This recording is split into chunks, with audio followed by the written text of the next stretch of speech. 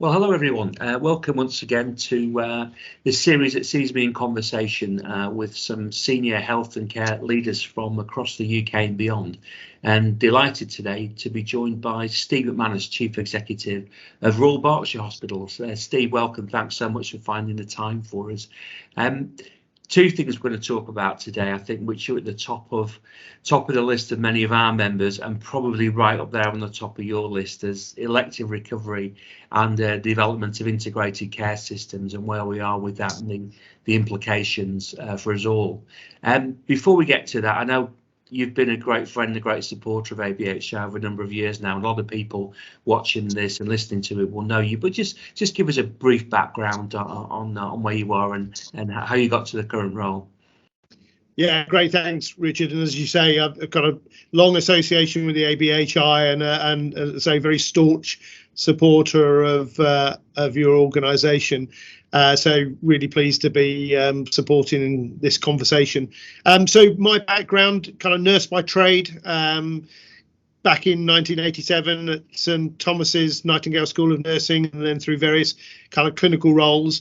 However, have been chief executive of the Royal Berkshire Foundation Trust, kind of based in Reading since 2017, and from an executive kind of career prior to that, was the chief operating officer and deputy chief exec at Imperial kind of healthcare, and prior to that, I was at University Hospital Southampton, initially as a divisional director, but then in my first board level executive position as chief operating officer, where I was appointed in 2008. So yeah, started off in the clinical foothills and have had a privileged kind of career, and love my role as chief exec at the Royal Berks. Well, that's great to see that comes across, and great as always to see a clinician now in the chief exec role, and we more of that. I think it's been an ambition of the service for a long time. So elective recovery, then we're recording this just in a run up to Easter 2022, actually just a few days away from the long weekend. We won't perhaps get into the planning process, which has been a bit strange, hasn't it, the last year or so, with half years and everything. But what we do know, the service has been given a backlog busting target of 104% of its activity in 1920. Steve, just give us a sense of what that looks like from your perspective. Maybe some of the financial, there are carrots and sticks involved in that, aren't there? Maybe some of the financial consequences. Yeah, so I suppose, initially thinking at a macro kind of level nationally, I think our colleagues in NHS England have, clearly been negotiating hard in terms of the financial settlement and the government expectations about how a 6 million plus kind of waiting list that has grown in the NHS, how quickly that can be kind of recovered and over what time period. So I think the negotiations around the additional funding settlement into the NHS and kind of over the next period into social care as well, being targeted initially to provide kind of funding across a number of different strands, but particularly around elective recovery, is providing an aspect of the kind of financial environment to incentivize organizations and to support organizations, to be able to create the capacity, not just within organizations, but across systems to be able to sustain kind of the recovery. So I think that's really important in terms of getting a sense that this is a multi-year piece of work. And I think Amanda Pritchard and team have done well politically in terms of getting that kind of landed. I think clearly there's a high expectation from the Treasury on how that investment will be utilised. So again, it's a big focus that I think will increase around productivity and efficiency of how we're organising ourselves. Tim Briggs, from the Getting It Right First Time national kind of programme lead, has met with, I think, all of the integrated care system leads and all of the leads across the whole of the country in terms of, leading elective recovery within systems, with a very kind of clear focus on kind of expectations around productivity and efficiency of the existing kind of facilities and capacity that's available. I think there's a national expectation about being data driven in terms of where we have got fundamental capacity deficits, and how, again, using the kind of aggregation of systems to then look at kind of service hubs that need to be created to be able to really support that additional kind of capacity. So, I think there's a very clear national position that has got a recognition of, multi-year recovery backed by kind of funding, but a very kind of strong steer on productivity and efficiency kind of as well. And that is going to be absolutely channeled through the integrated care systems, which I know we'll kind of touch on shortly, as the sort of convening part of the NHS architecture where this will be delivered through. And so I think the expectations around performance management will be through the ICSs and then into individual provider organisations.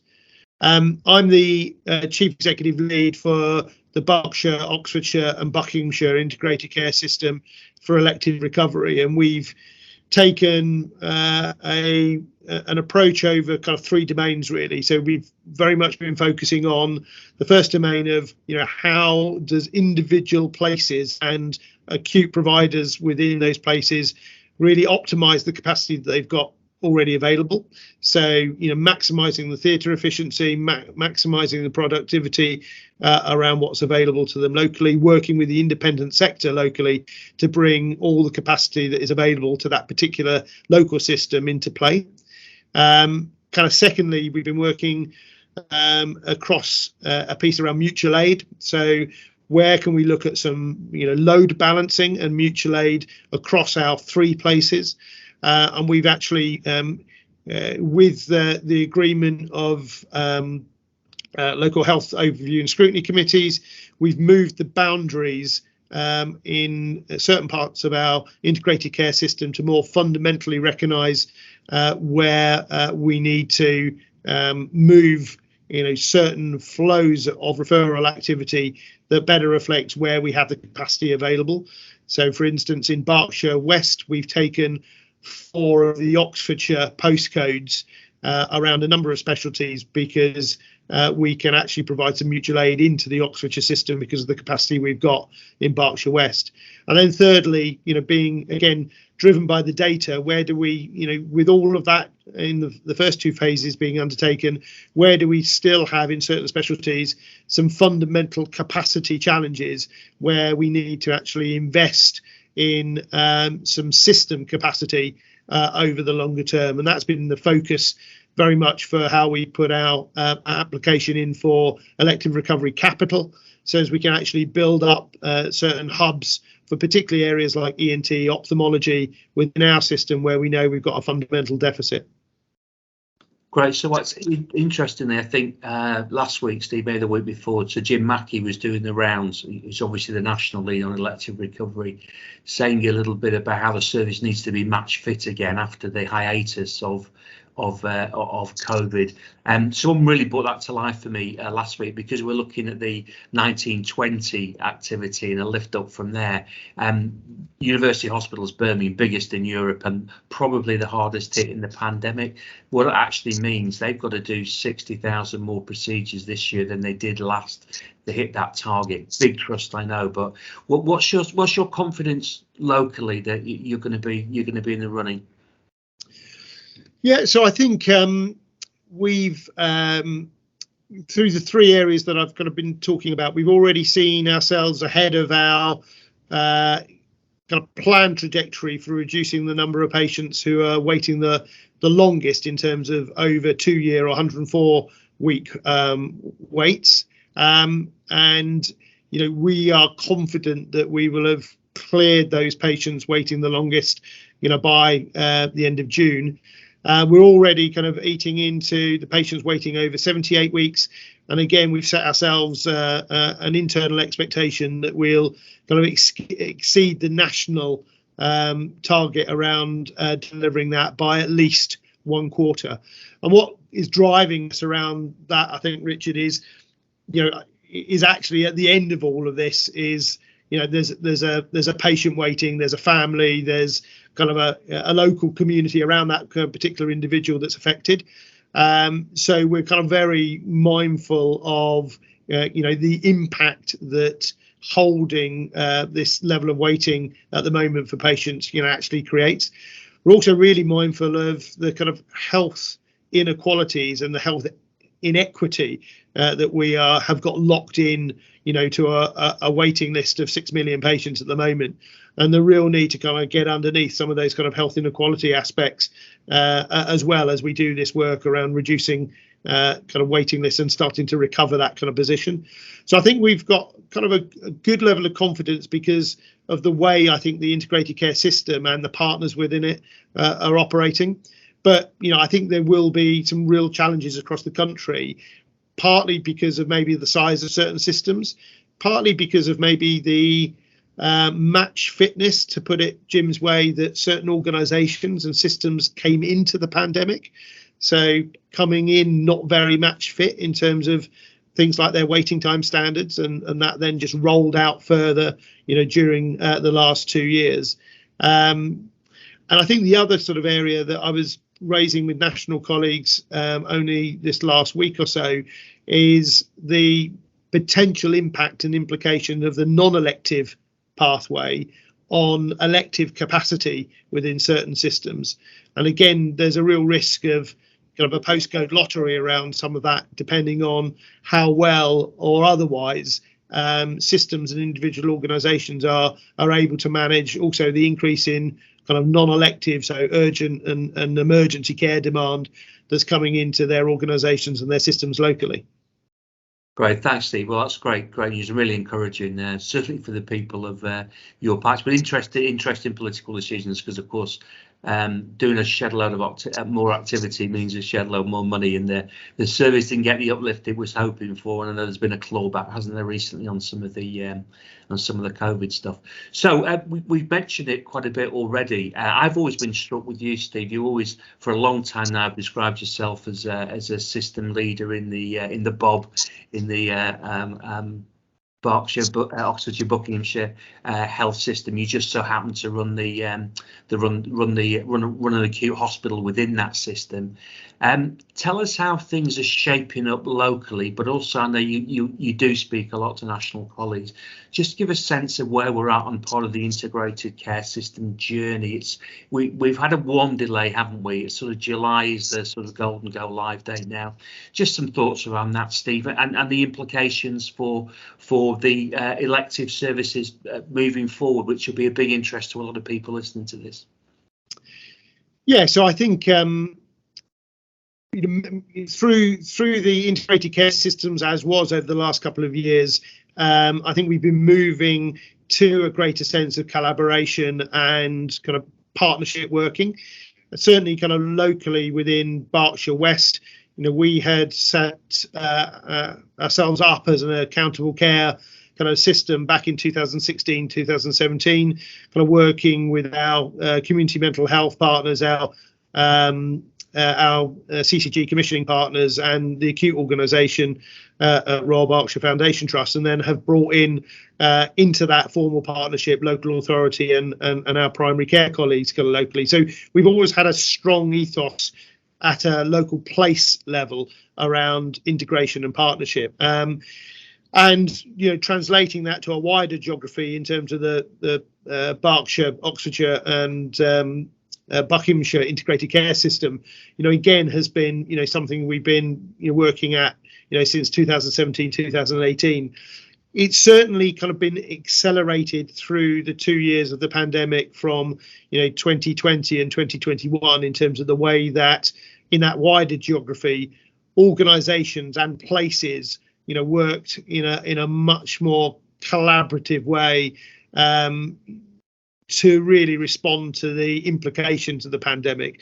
And I think that probably broke in many parts of the country maybe some of the legacy of the policy and practice previously around the kind of internal market and some of the aspects that interventions such as payment by results and things like that played in terms of driving a level of internal competition. I think that had a place and a time, certainly within our kind of NHS history. But I think the directionally the movement towards aggregation of effort across larger populations and working in a much more kind of integrated and collaborative way has certainly been kind of the direction for us kind of at a local kind of level, and increasingly that pace was generated during the kind of last 2 years of our experience through the pandemic, more across the country as well. I think getting formal legislation in place actually then I think is really helpful, because it puts in the kind of the architecture in a formal way into the NHS that we're able to work with. I think for a period of time that has drawn us more into form rather than function. So the creating of the structures and the organisation that is the integrated care system has taken more of a precedent than maybe out and out delivery at the moment, and that's probably understandable when you're trying to kind of create effectively a new entity. For us within the Bob ICS, that is also kind of trying to collapse into one structure some complicated commissioning arrangements from a number of CCGs. So often in the provider landscape, we forget about some of the real challenges of how we're now having to align commissioning, which actually is a really important lever that's available to the integrated care system in terms of the way that they're able to kind of operate across that kind of larger system. However, I think we've got some real benefits from that aggregation. We've talked about the integrated care systems work around elective recovery. I'm also the chief executive lead for the integrated care system around our diagnostic programme, and we've had some real benefit in terms of thinking about and developing the community diagnostic centres. We stood up 3 community diagnostic centres in the first year of the programme, and are now trying to further enhance those and also align those with the work on elective recovery and some of the investment we're able to bring into the system from the elective recovery kind of capital allocations as well. So some real opportunities there to work kind of at scale, and also thinking about our digital footprint and the way that we're able to look at the development of a kind of digital platform across a population of over 2 million people that we serve here within the integrated care system, and the way that allows us to really look at kind of population health, really extracting data for positive purposes in terms of the way that we are able to kind of target the development of some of our services, expand our research opportunities, and kind of get underneath some of the challenges around health inequalities at a much larger footprint. I think they're all kind of really important aspects of what we're able to deliver through working at scale. And I think as you've said, I see my role is both as the chief executive of Royal Berkshire Foundation Trust and a leader within the ICS, and it's not one or the other, it's both. So I think the way we will see over the next couple of months, more of the mechanics of the ICS is kind of being formed in different ways across the country, but I think thereafter, with the formal structures in place, I think we'll see quite rapidly the value of working in an integrated way at scale start to unfold more actively. Right, thanks. People will be really encouraged again to hear you speak so positively and with such clarity about what is something, as you said, it is actually really, really quite complex. But sort of same question before, you're positive. There's no doubt in your mind that this is the direction of travel now, and we're going to grow to know and love integrated care systems for the next period of time. Yeah, I think absolutely. Knowing some of our national leaders and their kind of commitment to the kind of the overall integration agenda and actually seeing the opportunity to work kind of at scale, I don't see any rowing back of the legislation that was signed off, in Parliament last year. I don't see any necessarily new legislation coming down the track just yet, and you could have argued last year could have the legislation gone further in terms of the way that the integrated care systems as new organizations and new structures coming into place, kind of how they had the opportunity to interact and interrelate with statutory organizations such as providers. And I think that's an area that, again, will unfold over the next kind of 6 to 12 months, is that relationship between a statutory body that is an integrated care system with its integrated care board and its own leadership, with sovereign organizations that still have accountability, as do my organization and my board.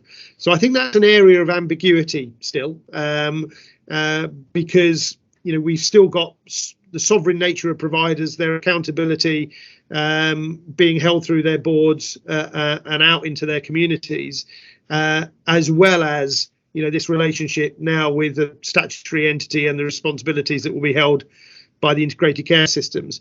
So I think that governance environment is unclear at the moment, and I think that is something that is going to take some working through in terms of the way that the ICSs interact with non-exec directors in provider organizations. What's the relationship with governors in foundation trusts, and how does that all kind of work to kind of complement ultimately the way that the integrated care systems is able to kind of interact with its kind of wider community that it serves.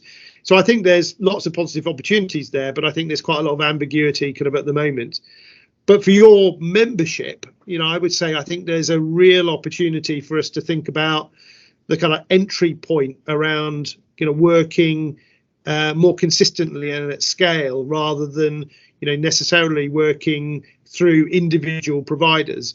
I know certain organizations and maybe some in your membership have tried also to kind of interact with regional level with regional colleagues, and I think that's quite difficult because of the levers that regional teams have really to pull in terms of kind of making decisions around the application of certain services or working in partnership with certain organizations at a whole regional level. But I think there's some real opportunities to work more strategically with your members at the scale of an ICS. And it's something I'm in active conversation about at the moment through both my role as the Chief Executive for Elective Recovery, but also for diagnostics.